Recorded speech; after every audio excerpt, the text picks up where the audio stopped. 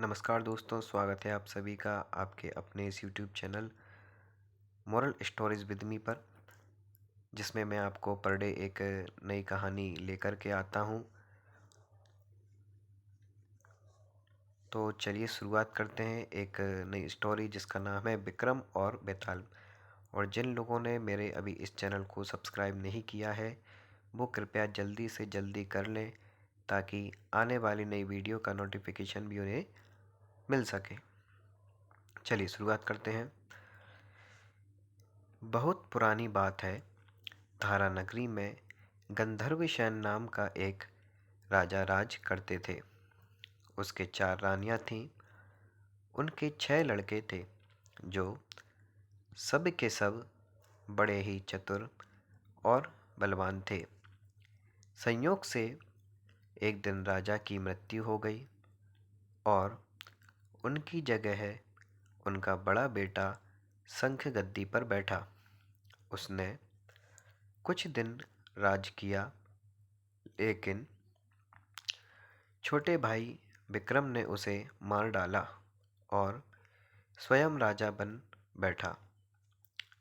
उसका राज्य दिनों दिन बढ़ता गया और वह सारे जम्बूद्वीप का राजा बन बैठा। एक दिन उसके मन में आया कि उसे घूमकर सैर करनी चाहिए और जिन देशों के नाम उसने सुने हैं उन्हें देखना चाहिए। सो वह गद्दी अपने छोटे भाई भर्तहरि को सौंपकर योगी बनकर राज्य से निकल पड़ा। उस नगर में एक ब्राह्मण तपस्या करता था।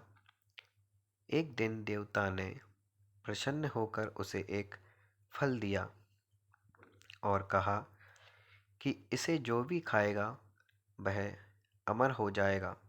ब्राह्मण ने वह फल खाकर अपनी पत्नी को दिया और देवता की बात भी बता दी।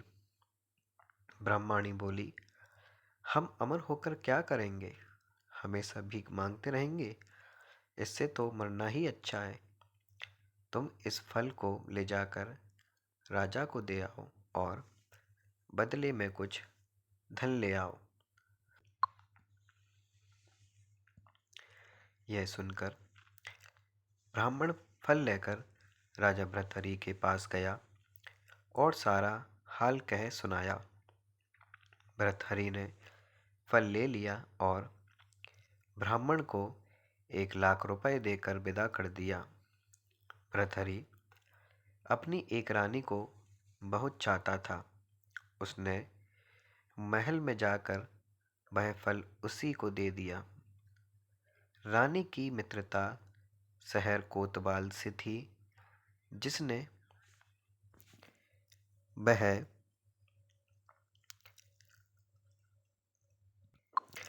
उसने वह फल कोतवाल को दे दिया।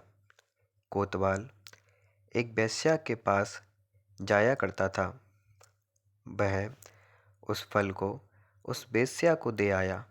वेश्या ने सोचा कि यह फल तो राजा को खाना चाहिए।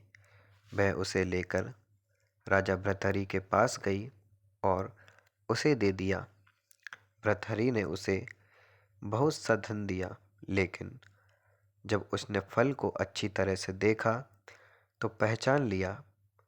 उसे बड़ी चोट लगी, पर उसने किसी से कुछ कहा नहीं। उसने महल में जाकर रानी से पूछा कि तुमने उस फल का क्या किया? रानी ने कहा, मैंने उसे खा लिया। राजा ने वह फल निकाल कर दिखा दिया। रानी घबरा गई और उसने सारी बात सच सच कह दी। भर्तहरि ने पता लगाया तो उसे पूरी बात ठीक ठीक मालूम हो गई। वह बहुत दुखी हुआ।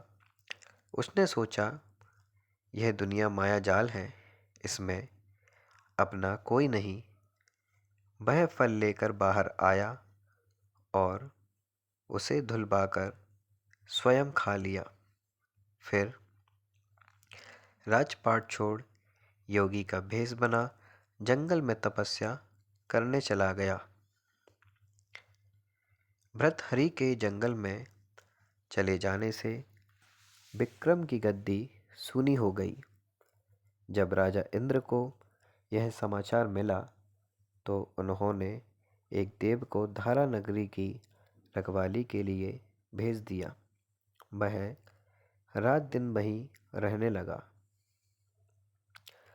भृतहरि के राजपाट छोड़कर वन में चले जाने की बात विक्रम को मालूम हुई और वह लौटकर अपने देश में आया।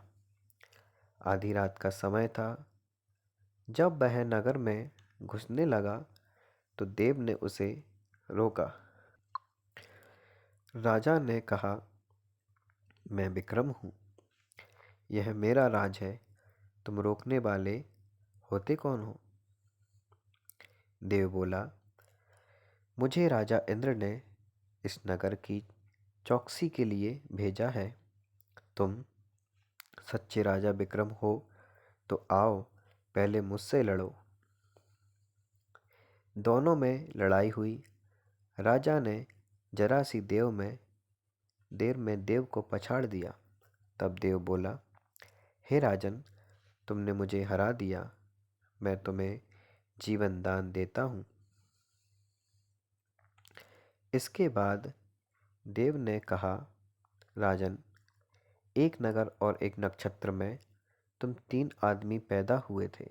तुमने राजा के घर में जन्म लिया, दूसरे ने तेली के और तीसरे ने कुम्हार के। तुम यहाँ का राज करते हो।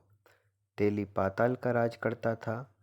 कुम्हार ने योग साध कर तेली को मारकर शमशान में पिशाच बना सिरस के पेड़ से लटका दिया है। अब वह तुम्हें मारने की फिराक में है, उससे सावधान रहना। इतना कहकर देव चला गया और राजा महल में आ गया। राजा को वापस आया देख सबको बड़ी खुशी हुई।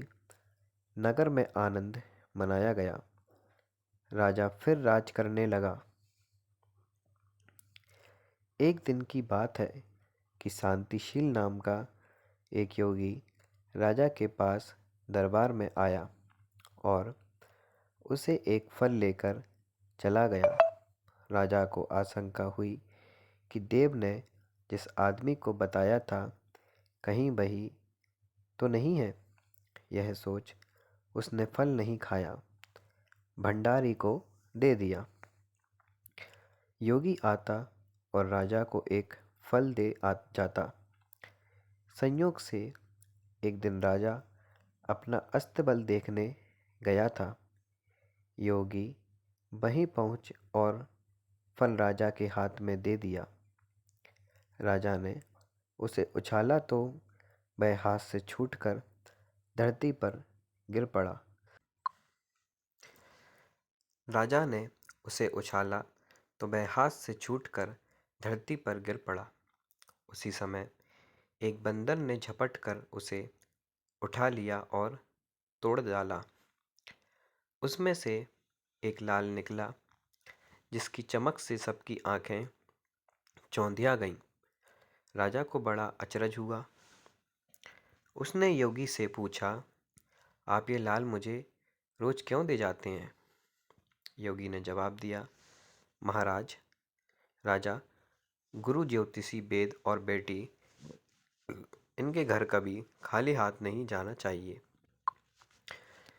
राजा ने भंडारी को बुलाकर पीछे के सब फल मंगवाए। तोड़वाने पर और सब में से एक एक लाल निकला। इतने लाल देखकर राजा को बड़ा हर्ष हुआ। उसने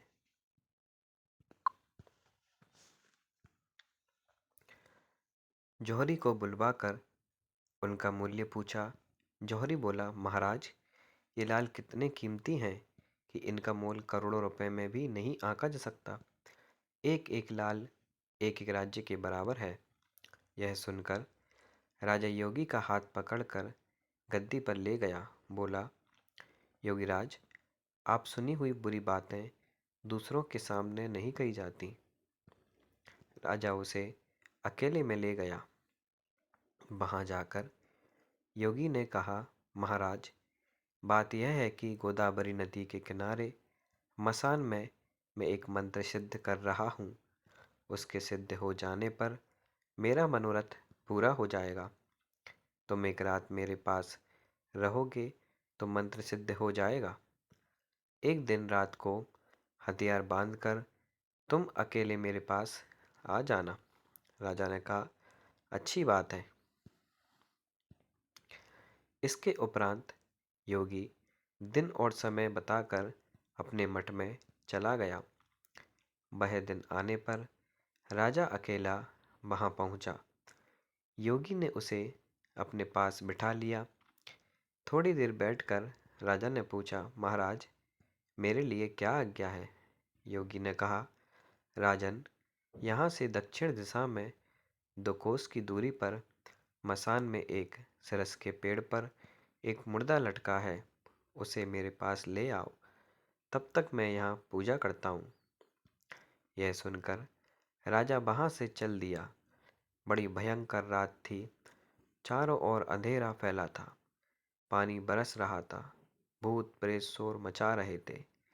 सांप आकर पैरों में लिपटते थे, लेकिन राजा हिम्मत से आगे बढ़ता गया।